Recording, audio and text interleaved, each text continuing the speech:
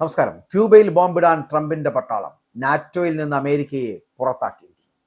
ലോകത്തെ മുൾമുനയിൽ നിർത്തി ഡൊണാൾഡ് ട്രംപിന്റെ പ്രഖ്യാപനം എത്തിയിരിക്കുന്നു.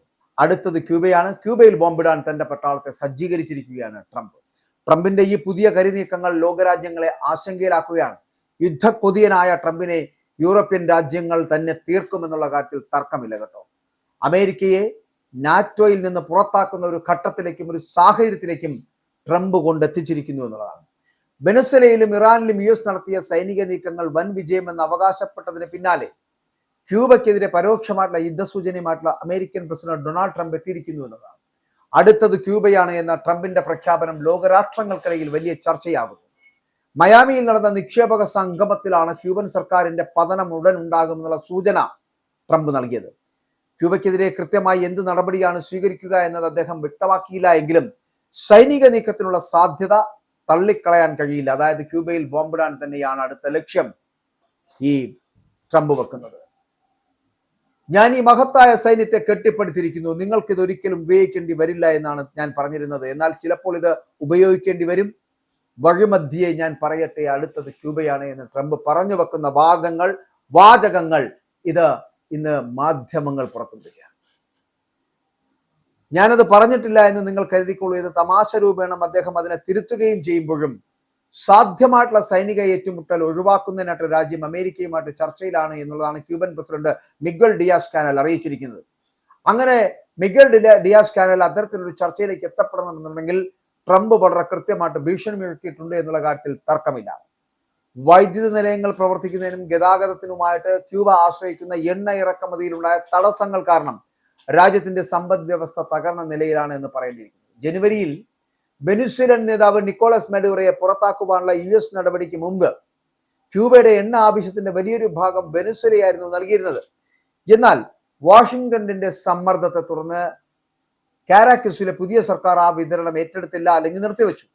മാർച്ച് ആദ്യം ക്യൂബ ഒരു സൗഹൃദപരമായിട്ടുള്ള ഏറ്റെടുക്കലിന് വിധേയമാക്കാമെന്ന് ട്രംപ് പറയുകയും ചെയ്തു. പിന്നാലെ അതൊരു സൗഹൃദപരമായിട്ടുള്ള ഏറ്റെടുക്കൽ ആയിരിക്കില്ല എന്നും അദ്ദേഹം കൂട്ടിച്ചേർക്കുന്നുണ്ട്. അമേരിക്ക നാറ്റോയ്ക്ക് വേണ്ടി അവിടെ ഉണ്ടാകേണ്ട ആവശ്യമില്ല എന്ന് ഡൊണാൾഡ് ട്രംപ് പറയുമ്പോഴും അറ്റ്ലാന്റിക് സഖ്യത്തിന്റെ പ്രധാന ഭാഗമായ പരസ്പര പ്രതിരോധ വ്യവസ്ഥകളോടുള്ള US പ്രസിഡന്റിന്റെ പ്രതിബദ്ധതയെക്കുറിച്ച് വീണ്ടും ചോദ്യങ്ങൾ ഉയരുന്നതായിരുന്നു. അല്ലെങ്കിൽ അത്തരത്തിൽ ഉയർത്തിക്കൊണ്ടുള്ള വിമർശനങ്ങളും പരാമർശങ്ങളുമാണ് പിന്നെ ഉണ്ടായത്.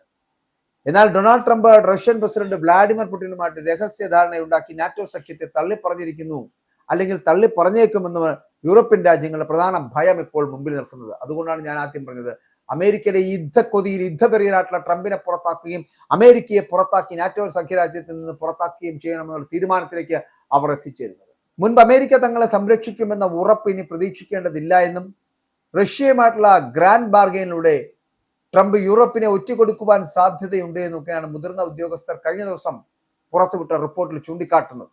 ഇറാനുമായുള്ള യുദ്ധം രൂക്ഷമായതോടെ ഉക്രൈന് നൽകാൻ വെച്ചിരുന്ന അത്യാധുനിക ആയുധങ്ങൾ പശ്ചിമേഷ്യയിലേക്ക് വകമാറ്റാൻ പെന്റഗൺ ആലോചിക്കുന്ന റിപ്പോർട്ടുകൾ പുറത്തു വന്നു കഴിഞ്ഞു. ഇതും യൂറോപ്പിനെ വലിയ ആശങ്കയിലാക്കി. നാറ്റോ മുൻകൈയെടുത്ത് ഉക്രൈനായിട്ട് വാങ്ങിക്കുന്ന മിസൈലുകൾ പോലും ഇറാന്റെ ഡ്രോണുകളെയും മിസൈലുകളെയും നേരിടാൻ ഉപയോഗിക്കേണ്ടി വരുന്ന അവസ്ഥയാണിപ്പോൾ. അപ്പോൾ ഇതിനിടെ ട്രംപ് റഷ്യയ്ക്ക് മേലുള്ള ഉപരോധങ്ങളിൽ ഇളവ് വരുത്തിയത് പുടിന് വലിയ സാമ്പത്തിക നേട്ടം ഉണ്ടാക്കി എന്ന് വേണമെങ്കിൽ പറയാം. എണ്ണ ഗ്യാസ് വിൽപ്പനയിലൂടെ റഷ്യ പ്രതിദിനം ഏകദേശം 570 ദശലക്ഷം പൗണ്ട് സമ്പാദിക്കുകയാണ് എന്നുള്ളതാണ് കണക്കുകൾ.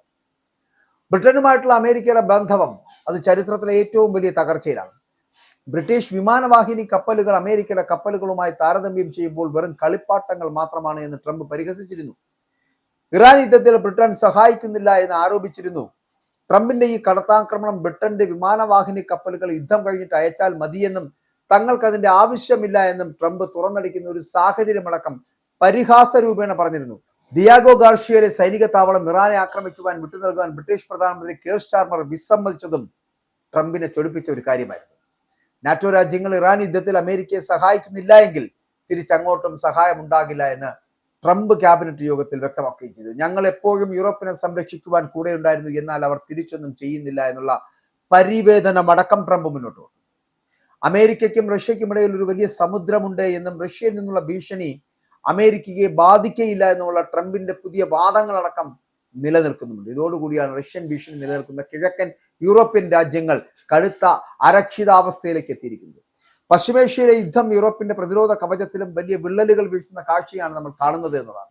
അപ്പോൾ ഇറാനെതിരായിട്ടുള്ള യുദ്ധം 4ാം വാരത്തിലേക്ക് കടക്കുമ്പോഴും യൂറോപ്യൻ രാജ്യങ്ങൾ അമേരിക്കയ്ക്ക് സൈനിക പിന്തുണ നൽകാൻ വിസമ്മതിക്കുന്ന ഒരു കാഴ്ചയാണ് നമ്മൾ കാണുന്നത്.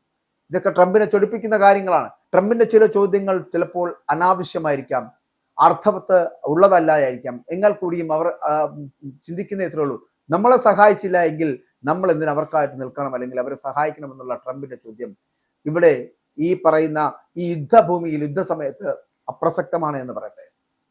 കഴിഞ്ഞ മാസം അവസാനം ഇറാനെ ആക്രമിക്കുവാനുള്ള തീരുമാനമെടുത്തപ്പോൾ അമേരിക്ക തങ്ങളുടെ യൂറോപ്യൻ സഖ്യകക്ഷികളുമായിട്ട് ആലോചിച്ചിരുന്നോ?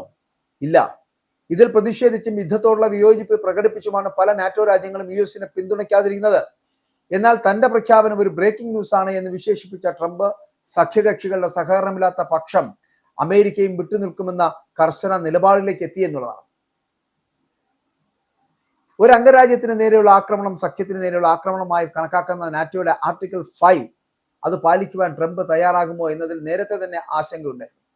2024 തെരഞ്ഞെടുപ്പ് പ്രചാരണ വേളയിൽ പ്രതിരോധ വിഹിതം അത് കൃത്യമായി നൽകാത്ത രാജ്യങ്ങളെ ആക്രമിക്കുവാൻ റഷ്യൻ പ്രസിഡന്റ് വ്ളാഡിമിർ പുടിനെ ട്രംപ് പരസ്യമായിട്ട് പ്രോത്സാഹിപ്പിച്ചതടക്കം അത് വലിയ വിവാദമാകുന്ന ഒരു കാഴ്ചയിലേക്ക് എത്തി. 2025 യൂറോപ്യൻ നേതാക്കളുമായിട്ടുള്ള ബന്ധം നേരിയ തോതിൽ മെച്ചപ്പെട്ടുവെങ്കിലും 2026 സ്ഥിതി വീണ്ടും വഷളായി എന്നതാണ്. ഡെൻമാർക്കിന്റെ ഭരണത്തിന് കീഴിലുള്ള ഗ്രീൻലാൻഡ് പിടിച്ചെടുക്കുമെന്നുള്ള ഭീഷണി അത് വീണ്ടും ട്രംപ് ഉയർത്തിയതോടുകൂടിയാണ് വാഷിംഗ്ടൺ ബ്രസൽസ് ബന്ധത്തിൽ വീണ്ടും വിള്ളൽ വീണത് എന്നതാണ്. പുതിയ പ്രഖ്യാപനത്തോടെ നാറ്റോ സഖ്യം ചരിത്രത്തിലെ ഏറ്റവും വലിയ പ്രതിസന്ധിയിലേക്കാണ് നീങ്ങുന്നത് എന്നുള്ളതാണ്. എന്തുകൊണ്ട് നാറ്റോ ഭയപ്പെടുന്നു എന്നുള്ളതാണ്. നാറ്റോയിൽ നിന്ന് അമേരിക്ക പുറത്താക്കിയവെന്ന് വന്ന സാഹചര്യം എന്തുകൊണ്ടാണ് എന്നതാണ്. ക്യൂബയിൽ ബോംബിടാൻ ട്രംപിന്റെ പട്ടാളം തയ്യാറെടുത്തത് എന്തുകൊണ്ടാണ്. അപ്പോൾ ഈ ഒരു കാലഘട്ടത്തിൽ യുദ്ധത്തിന്റെ മറയിൽ നിന്നുകൊണ്ട് അടുത്ത രാജ്യത്തെ പിടിച്ചെടുക്കുവാൻ നടത്തുന്ന അമേരിക്കൻ ശ്രമം അല്ലെങ്കിൽ ട്രംപിന്റെ ശ്രമം എന്ന് പറയപ്പെടുന്നത് ഒരു മാനസിക രോഗിയെ പോലെയാണ് എന്ന് പറയേണ്ടി. മാനസിക രോഗം ബാധിച്ച ഒരാൾ എങ്ങനെയാണോ പ്രവർത്തിക്കുന്നത്, പെരുമാറുന്നത്, അതിന് തുല്യമായി അമേരിക്കൻ പ്രസിഡന്റ് കൂടി മാറുന്നു എന്നുള്ളതാണ് ഇതിലൂടെ നമുക്ക് അർത്ഥമാക്കാൻ.